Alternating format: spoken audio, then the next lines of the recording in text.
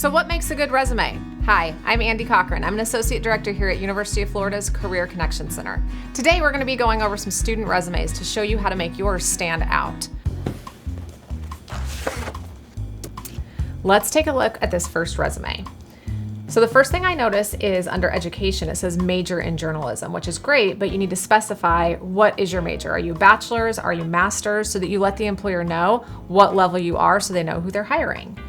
Looking down here also at GPA, that's a great thing to include. So now let's look down here at the experiences. So these, just looking at it right off the bat, they look really great. They're organized, they're easy to read. You have your dates over here on this side. Everything looks in line. Something that's really good to point out here is the use of numbers. You really want to look at how are you expressing results and how are you looking at data, because that could be important to an employer who is looking at hiring you and wants to see what results have you produced in the past. A good way to showcase that on a resume is to quantify that, to put numbers in there. Now looking down at this last experience right here, the retail sales associate, if you see here, that really doesn't follow the same format as these top three up here. So always make sure that everything is consistent in the way that you're presenting it here. And sometimes that can happen if you are piecing together a resume or if maybe you're adding something on in the future. So just make sure to do a final check of your resume and make sure everything looks exactly the same as you're going down. You see here the involvement section also has the same format and the skills look great. Another thing to keep in mind is if you're applying for a job in an industry such as journalism, advertising, marketing, graphic design, a more creative resume might be more appropriate. So now let's take a look at a more creative resume. So as you can see here, the presentation of this resume does have a lot of color and it's organized a bit different. This is one of those resumes that can be a little bit more creative depending on the industry that you're applying to. A couple things to point out here. The first thing you see is the picture. We would recommend that you leave the picture off of the resume because you want the employer to really focus more on your skills and abilities. So don't really give them anything to distract in focusing more on your appearance. Instead, let them focus on your achievements over here.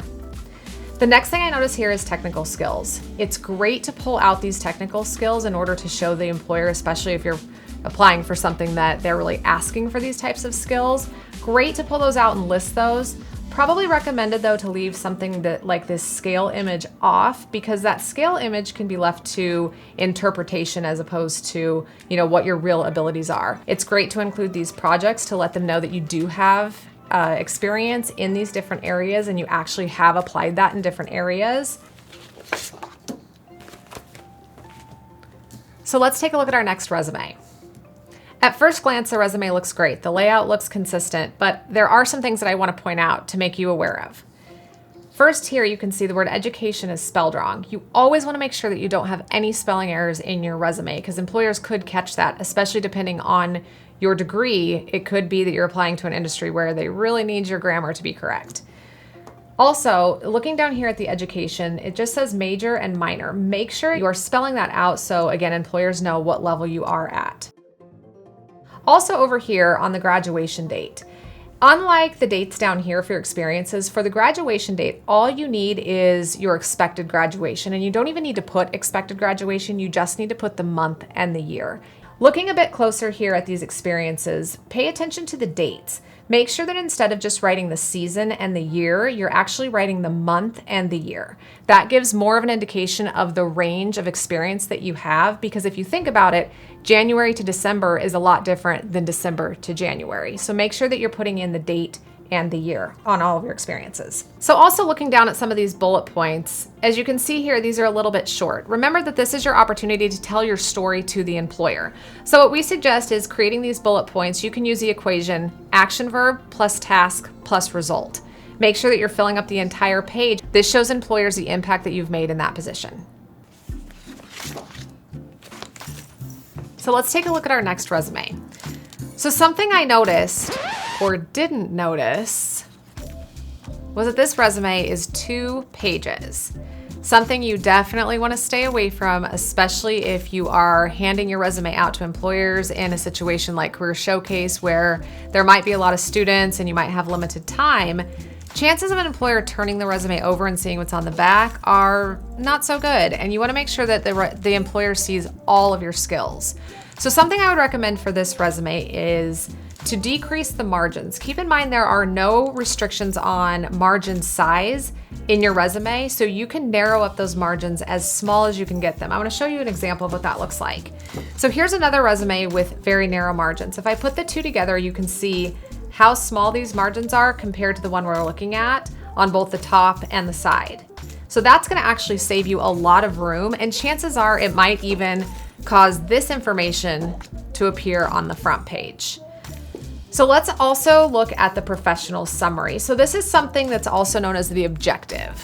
I would recommend maybe being cautious about using an objective if you are using your resume for something like Career Showcase, where you're going to be approaching a lot of different employers at different tables. You might not be able to direct that objective to every single different employer. So let's talk about resume templates. So some of the benefits of using a template are that it provides structure, so you can see how things should be organized in the resume. However, on the flip side of that, sometimes it locks you into only being able to follow that structure and really doesn't give you that creative freedom to put items where you want them. They can be a great way to think of ideas of things to put on your resume, but keep in mind too, sometimes they are a one-size-fits-all, so it doesn't really allow you to stand out as much to employers as opposed to if you were creating one from scratch. So let's dive into this one and look at a few items. First of all, this is a Microsoft Word template that we see a lot, and I really wouldn't recommend it, and let me show you a few reasons why. So first of all, the font. As you can see, there are a lot of different fonts being used. Make sure that you use a font that is easy to read and either stays consistent or complementary. Stay away from those script style fonts that are a little bit harder to read. So let's move down here to the education section now. Chances are this person probably doesn't know that they can take high school off of their resume now that they're in college, because maybe they think that you have to wait until you already have your degree before you can put it on here. That's not true. You can actually put your college section on here while you are in progress of getting your degree. So the way you're going to list that is just your degree, University of Florida, and then your expected graduation date.